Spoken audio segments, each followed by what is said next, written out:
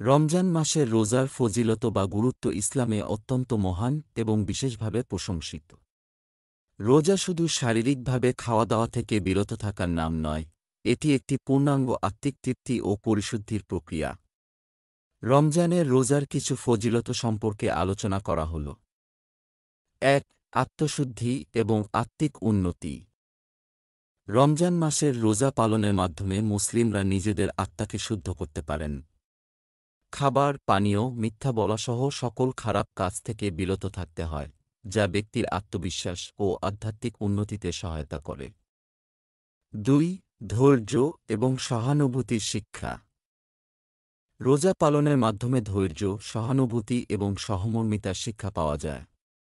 রোজা রেখে মানুষ অভাবী ও দরিদ্রদের অনুভব করে, ফলে তাদের প্রতি সহানুভূতি ও দান খয়রাতের আগ্রহ বাড়ে। এতে সমাজে পারস্পরিক সম্পর্ক উন্নত হয়। ৩. সন্তুষ্টি এবং মাগফিরাত। রমজান মাসে আল্লাহ তাআলা মুসলিমদের কাছে বিশেষ রহমত এবং মাগফিরাত, ক্ষমা প্রদান করেন। রোজা রাখার মাধ্যমে মানুষের গুনাহ বা পাপ মাফ হয়ে যায় এবং তারা পরকালীন জীবনে বাঁচার পথ পায়। ৪. লাইলাতুল কদর, কদরের রাত। রমজান মাসের শেষ ১০ দিনে লাইলাতুল কদর বা কদরের রাত আসে, যা হাজার মাসের চেয়ে উত্তম। এই রাতে আল্লাহ তাআলা তার বান্দাদের বিশেষ রহমত ও ক্ষমা প্রদান করেন। রোজার মাধ্যমে এই মহিমান্বিত রাতে বিশেষ ইবাদত করার সুযোগ পাওয়া যায়। ৫. দোয়া কবুল হওয়ার সম্ভাবনা। রমজান মাসে আল্লাহ তাআলা মুসলিমদের দোয়া কবুল করার বিশেষ সুযোগ দেন। এই মাসে আল্লাহর কাছে আরও বেশি তওবা এবং দোয়া করা হয়, এবং আল্লাহ বান্দাদের মনের আকাঙ্ক্ষা পূর্ণ করেন। ৬. মুক্তাত এবং জাহান্নামের আগুন থেকে মুক্তি। হাদিসে এসেছে যে ব্যক্তি রমজান মাসে রোজা রাখবে এবং তার পূর্ণাঙ্গভাবে ইবাদত করবে, সে জাহান্নামের আগুন থেকে মুক্তি পাবে। এটি রোজার এক অত্যন্ত গুরুত্বপূর্ণ ফজিলত, যা মুসলিমদের পরকালীন মুক্তির আশ্বাস প্রদান করে। ৭. পরিপূর্ণ তাকওয়া অর্জন।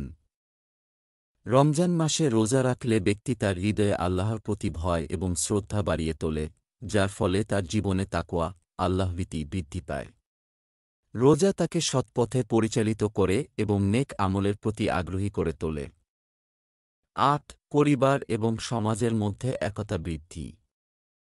রমজান মাসে পরিবারের সদস্যরা একত্রিত হয়ে সেহরি ও ইফতার করেন, যা পারিবারিক সম্পর্কের বন্ধনকে আরও দৃঢ় করে। এছাড়া সমাজের মধ্যে দান খয়রাত এবং একে অপরের প্রতি সহানুভূতি বৃদ্ধির মাধ্যমে সাম্প্রদায়িক একতা দৃঢ় হয়। রমজান মাসের রোজার ফজিলত শুধুমাত্র শারীরিক নয়, এটি একজন মুসলিমের আধ্যাত্মিক উন্নতি, সমাজে সহানুভূতি এবং আল্লাহর রহমত লাভের এক সুবর্ণ সুযোগ।